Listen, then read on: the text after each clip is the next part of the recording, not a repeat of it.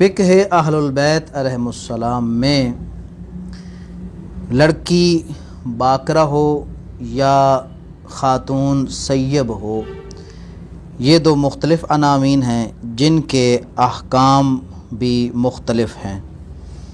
باکرہ لڑکی کے لیے اپنی شادی یا نکاح کے معاملے میں ولی کو راضی کرنا واجب ہے، جبکہ سیب خاتون کے لیے ولی کو راضی کرنا ضروری نہیں ہے کہ جب یہ دونوں بالغہ اور رشیدہ ہوں۔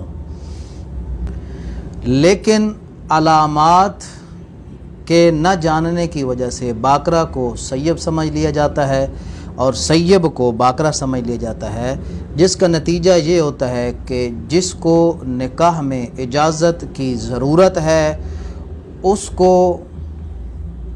آزادی دے دی جاتی ہے، جس کے نتیجے میں اس کا نکاح باطل ہوتا ہے، اور جس کو نکاح میں ولی کی اجازت کی ضرورت نہیں ہے اس کو اجازت کا پابند کر دیا جاتا ہے۔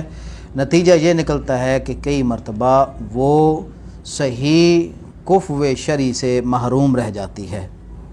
اس لیے یہ جاننا ضروری ہے کہ باکرہ کی علامات کیا ہیں، کون سی لڑکی ہے کہ جس کو باکرہ کہا جاتا ہے، باکرہ کا عنوان اس پر قائم کرنے کے لیے کن کن شرائط کا پایا جانا ضروری ہے۔ تو بنیادی طور پر باکرہ کے لیے شرط ہے کہ جس کو اس کے شوہر نے ہم بستری کر کے دخول نہ کیا ہو، یعنی یا تو اصلاً اس نے نکاح کیا ہی نہیں ہے، اور اگر اس نے نکاح کیا ہے تو پھر اس کے شوہر نے دخول نہیں کیا۔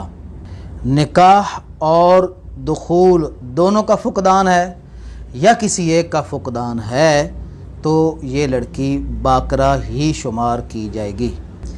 اس لیے عنوان باکرہ سے نکلنے کے لیے بیک وقت دو شرائط کا پایا جانا ضروری ہے۔ نکاح بھی ہو چکا ہو اور دخول بھی ہو چکا ہو تو پھر یہ لڑکی باکرہ نہیں رہتی، لیکن اگر نہ نکاح ہو نہ دخول ہو یا ان میں سے کوئی ایک چیز نہ ہو تو وہ لڑکی باکرہ ہے۔ تو ان شرائط کو ملحوظ رکھتے ہوئے باکرہ کی چند صورتیں بنیں گی۔ نمبر 1، جس کی نہ شادی ہوئی ہو اور نہ دخول ہوا ہو۔ نمبر 2، جس کی شادی ہوئی ہو مگر دخول سے پہلے شوہر فوت ہو گیا ہو۔ نمبر 3، جس کی شادی ہوئی ہو مگر شوہر نے دخول سے پہلے طلاق دے دی ہو۔ نمبر 4، جس کی شادی ہوئی ہو اور پردہ بکارت بھی زائل ہوا ہو، لیکن یہ پردہ بکارت جو زائل ہوا ہے، پھٹا ہے، یہ دخول اور ہم بستری کی وجہ سے نہیں بلکہ ہاتھ سے یا کسی اور چیز کو شرمگاہ میں داخل کر کے اس پردے کو پھاڑا گیا ہو، تو یہ بھی باکرہ ہی ہے اگرچہ اس کا پردہ بکارت بھی زائل ہو گیا ہے۔ نمبر 5، جس کا پردہ بکارت چھلانگ لگانے، کودنے، حادثہ یا آپریشن کی وجہ سے زائل ہو گیا ہو۔ نمبر 6، جس کا پردہ بکارت نعوذ باللہ زنا سے زائل ہوا ہو۔ اب یہ دخول ہے، یہاں نکاح نہیں ہے، اس لیے زنا ہے، زنا سے یہ پردہ بکارت زائل ہو تو بھی یہ لڑکی باکرہ ہے۔ اسی طرح وتی بالشبہ، یعنی کسی مرد کا اشتباہ کرتے ہوئے اپنی زوجہ سمجھ کر کسی اجنبی باکرہ عورت سے ہم بستری کرنا جس سے پردہ زائل ہو گیا ہو، تو یہ اگرچہ زنا نہیں ہے لیکن باوجود اس کے کہ پردہ زائل ہو گیا ہے پھر بھی یہ لڑکی باکرہ ہی ہے۔ اس باکرہ کے مقابل میں سیب خاتون ہوتی ہے، جس سے مراد وہ عورت جو شادی شدہ ہو اور شوہر نے ہم بستری بھی کی ہو۔ تو جب دونوں چیزیں اس میں پائی جائیں گی تو یہ بکارت کے عنوان سے، باقرہ کے عنوان سے نکل جائے گی اور سیب خاتون کے عنوان میں داخل ہو جائے گی۔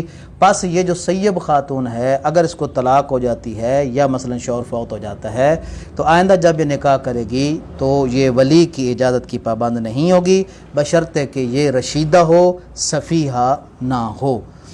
مذکورہ بالا تفصیل سے واضح ہو گیا کہ باقرہ ہونے کا معیار پردے کا سلامت رہنا ہی نہیں، جس طرح سیب ہونے کے لیے پردے کا پھٹا ہوا ہونا بھی لازم نہیں ہے، جیسا کہ عرف عام میں سمجھا جاتا ہے، اور اسی غلطی کی بنیاد پر باقرہ کو سیب بنا دیا جاتا ہے، سیب کو باقرہ بنا دیا جاتا ہے۔ بلکہ معیار صحیح نکاح اور ہم بستری ہے، پردہ باقی رہے یا پھٹ جائے۔ اسی طرح ہم بستری اگلی طرف میں کی جائے یا پشت میں کی جائے، نکاح ہم بستری ہوئی ہے تو سیب اور کوئی ایک ہی ان میں نہیں ہے تو وہ لڑکی باقرہ شمار ہوگی۔